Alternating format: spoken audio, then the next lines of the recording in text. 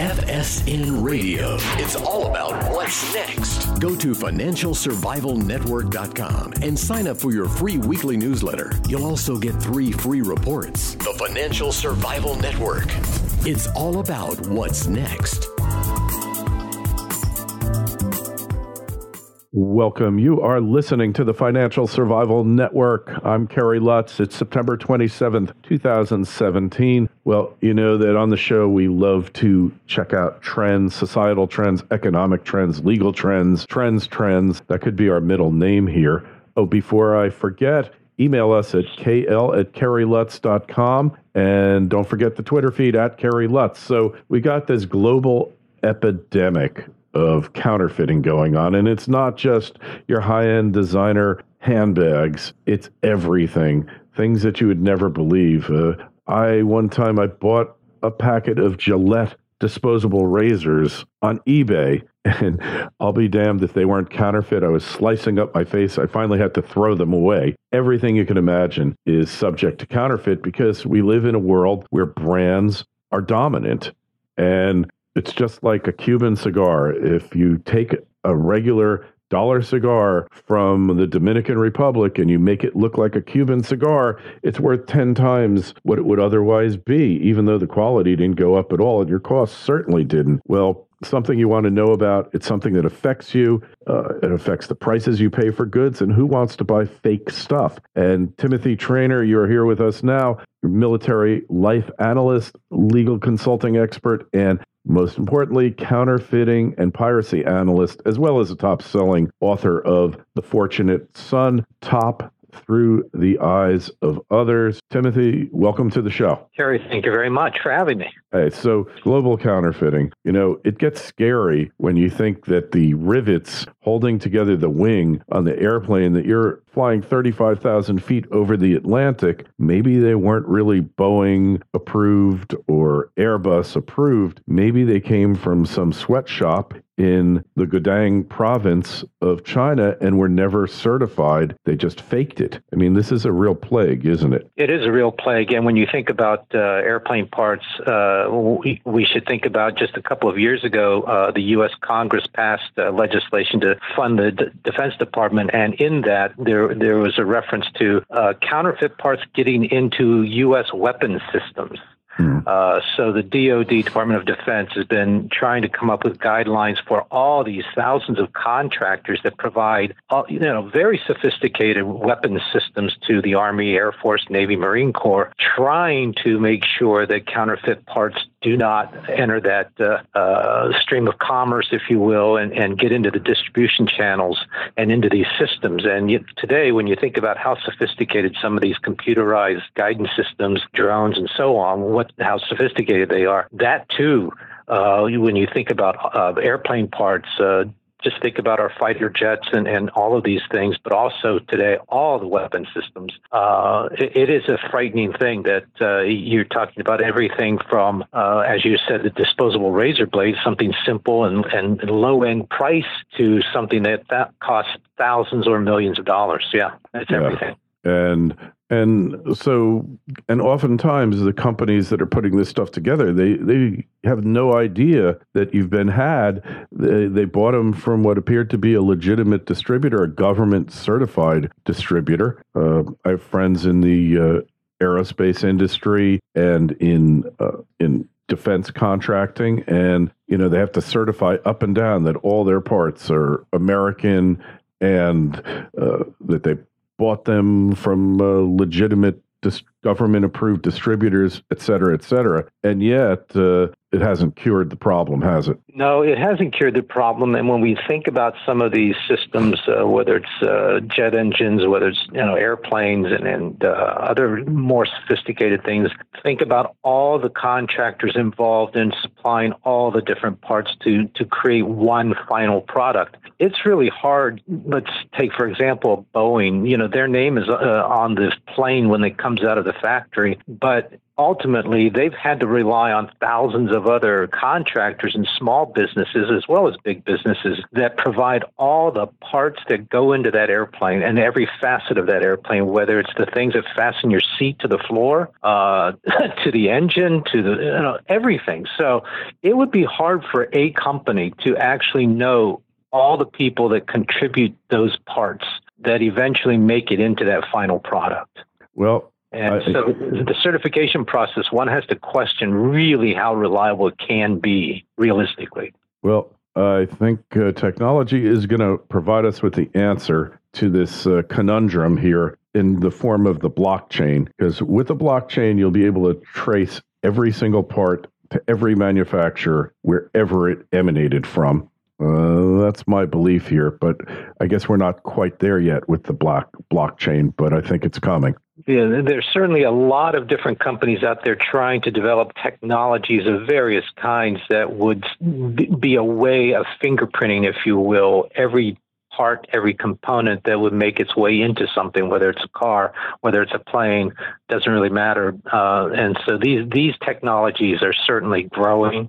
There are molecular taggants and so on. So, hopefully at the very least you work toward getting closer to zero. Whether we get there or not, who knows? But with all the different technologies being developed to try and determine genuineness, authenticity of parts, we're getting closer. So far, we're not there. There's still a lot of work to be done, but there are a lot of people working toward that, yes. Yeah, well, Tim, correct me if I'm wrong, but when most people think of counterfeiting, they think, oh, I bought this great belt, and it was a designer belt, and I got it for 10% of what it would have cost if it were the real designer, the knockoff market. That's really the tip of the iceberg, isn't it? It really is. And in fact, just in the middle of September, Interpol actually coordinated a global week-long operation targeting illicit manufacturers or counterfeit makers of medicines on a worldwide scale. This is the 10th year that they have coordinated this special enforcement to try and identify and take out of the marketplace counterfeit medicines and medical devices. So this, again, goes far and away from just your typical shoes, sunglasses, shirts, things like that. But it also tells us just how much of a challenge it is. Even the U.S. FDA had to shut down or work towards shutting down hundreds of websites that offer unlicensed medicines here in the U.S. for U.S. consumers. And so that's just yet another example that people really do need to be aware of what they're buying, where they're buying it from, and just use some common sense about sources.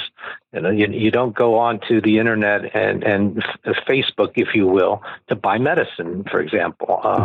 But the sophisticated counterfeiter really knows how to try and fool you. They'll have a website that's company that you may be familiar with. But ultimately, a phone call to the actual manufacturer, whether it's a Pfizer or whomever it may be, can probably verify and confirm whether you're actually getting something from the real source or not. Mm-hmm. So there are ways to check. And you can run it through the internet, too. The odds are you're not the first one that this has happened to, right? Absolutely, absolutely. And today, when we talk about counterfeiting, while most people are certainly aware of the handbag, the wallets, belts, and things like that, the counterfeiting on a global scale is really anything and everything out there. So it's very hard to say it's limited to one thing. And by the way, your reference to the disposable razor blade is a very good example that it's got nothing to do with the ultimate price of the genuine product, right? Because we can all go to the grocery store and buy a package of 10 disposable razor blades that are not very expensive, actually, compared to, let's say, a luxury handbag. And yet the counterfeiter is trading on the fame of the actual manufacturer, right? So it's really got nothing to do with what does the real thing cost. They're trading off the name, the popularity of the name, knowing that they can make a few bucks because of how consumers relate to the brand name. Yeah. Hey, in modern capitalism here, it's all about the brand. Everybody is seeking to build their brand, to increase it, to make it primate. primacy for your brand, and you really have to protect it at all costs, which is why Disney, they've sued people who just do a picture of Mickey Mouse mural up on a wall of a building, up on the exterior wall in Manhattan. They sued them, and it sounds petty, but the brand is everything. And if you let your brand get captured or misappropriated by others, then it could have really bad consequences for your company. And the penalties for counterfeiting, what are they like these days, Tim? They've gone up substantially over the years. Well, they have, and there are no penalties for the buyer, the consumer, but certainly for those people involved in trafficking, if you want to call it trafficking, just like drugs, people who make, distribute, traffic, and counterfeit goods. Penalties, they're jail terms that can be fairly significant, as well as monetary fines, and then they go up if there are multiple offenses. And I'm talking just at the federal level, because even at the state level, you have a set of state-level laws in most states in the United States against trade in counterfeit goods as well. So it really is, it can be a dual system as far as penalties, whether you're caught by federal law enforcement versus state law enforcement. And whether it, and I don't want to get too technical, but obviously when we talk about brands, we're really talking about the logos and the names that appear.